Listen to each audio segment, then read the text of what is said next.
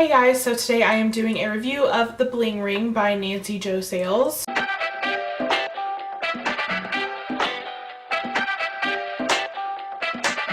For those of you who don't know, The Bling Ring was a group of teenagers in Hollywood that decided to rob a bunch of celebrities, and they robbed a ton of them before they got caught. And this happened a long time ago, I want to say like 2008, and back then I wasn't really interested in it that much. I didn't really care, but now that they're making a movie about it and everything, it caught my interest and I wanted to know more about it. There was also a Lifetime movie that was made in 2011, I think, about all of this, so I watched that as well. I'll talk about that a little bit in this video, I guess. When I first picked this book up, I wasn't sure if it was going to be like a fiction story or what, but I knew that Nancy Jo Sales was a journalist and she wrote for Vanity Fair, so I figured that it wouldn't be fiction. It would probably be just like one big article, and that's exactly what it was like, which for me was a good thing. I actually really enjoyed that part of it. I really like reading articles and I like nonfiction books sometimes. I do have to say though, there was a lot of times throughout the book where I was like, why is she talking so much about this one thing? Because it was so irrelevant to the story. Like, she would go off on these kind of tangents, I guess, and it just seemed really unnecessary. So that was a complaint I did have, where it would be a little bit slow in parts just because of that. But for the most part, it was just really fun to read, and it was really cool to see her interviews that she had with some of these kids. Something else I really liked was that there are pictures in here. Like, here's one right there of Audrina Patridge, one of the celebrities that was robbed. And then in the very beginning there's a picture of all the kids' mugshots that were involved there.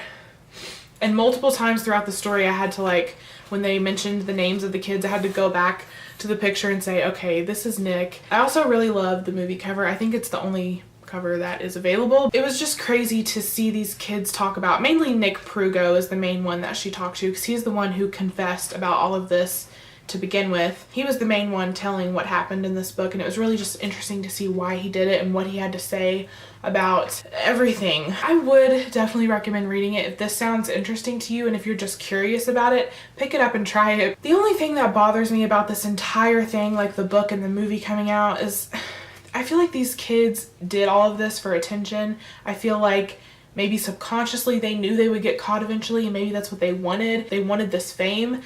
And I feel like this book and this movie is giving them exactly that. I actually bookmarked a page here because I wanted to give you an example of what I'm talking about. Alexis Nears, I think that's how you say her last name, is one of the girls who was apparently involved, but I don't think she ever got charged.